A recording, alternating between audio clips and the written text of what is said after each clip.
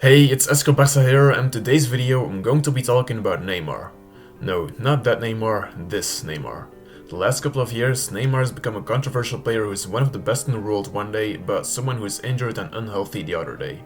But remember his Barcelona days? In the PSG he's been great, but often inconsistent and unhappy too. And people have actually started to forget how good he was at Barcelona. Make sure to stay tuned as you go back in time and take a look at how good Neymar actually was. When Neymar arrived at Barcelona, he was one of the biggest talents in the world.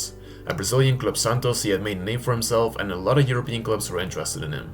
Eventually, Barcelona were the ones that signed him in 2013. And as a 21-year-old Brazilian, there were a lot of expectation on his shoulders, but despite all of the pressure, he was really great in his first season. In 40 games, he scored 15 goals and gave 15 assists. So he proved to be a really complete winger who was prolific at dribbling, was great at link-up play, could shoot from distance, and could make the play.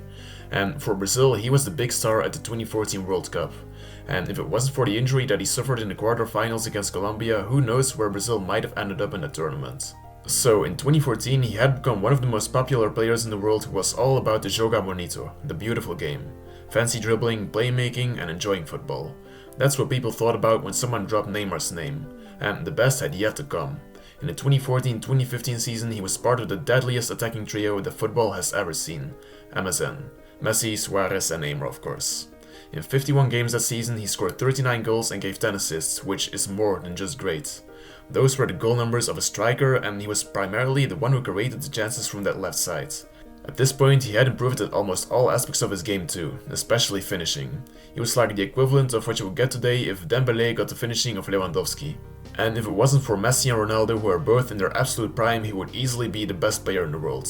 He ended third in the Ballon d'Or ranking in 2015 as well, so he was incredibly good at this point. And in a different era he would have easily won that Ballon d'Or. He was above the level that players like Salah, Benzema or Lewandowski have had the last couple of years. He was way more complete and had everything, and then I mean everything, that a perfect attacker must have.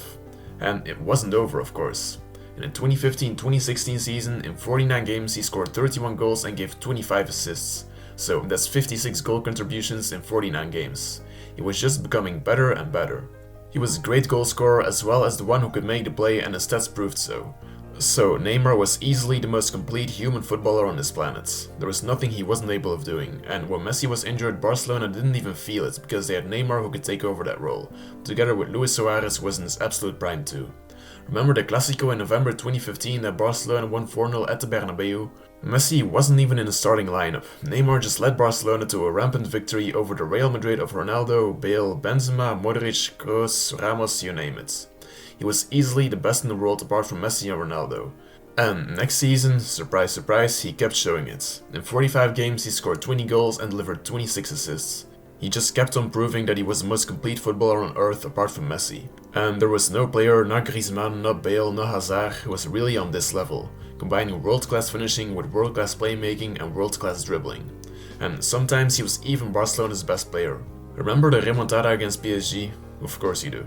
It wasn't Messi who led Barcelona past PSG, it was Neymar, with 2 goals and 1 assist in the last 10 minutes. He was able of taking over Messi's role of leading the team forward through combining creating chances with finishing them. Before Messi, Ronaldinho had been the last one who was actually able to do so. You had players like Suarez who could do it in terms of goals, and Iniesta who could do it in terms of controlling and dictating the game and making the play. But Neymar did both. That's how unique Neymar was. He was basically meant to eventually replace Messi. And of course that's not really possible. You can compare Neymar's Barca stats, which are the best of his career, to those of Messi, and you'll see why Messi is Messi. But Neymar was the chosen one to take over that role in the team. He was at his absolute best now, and this is kind of a hot take, but this version of Neymar, the one from 2015 to 2017, was as good as Cristiano Ronaldo at the time. Yep, that's right, the one and only noodle hair Ronaldo. Ronaldo's better than Neymar looking back at their whole career because he's been more consistent, but in that period Neymar was that good. You can't tell me that Ronaldo was that good at dribbling or playmaking, and his assist numbers weren't close to those of Neymar, while Neymar did have great finishing too. And they both played in the same position, so they are quite comparable to each other. Barcelona Neymar was that good, if you ask me. At PSG in his first 2 or 3 years he was still actually great and didn't decline that much.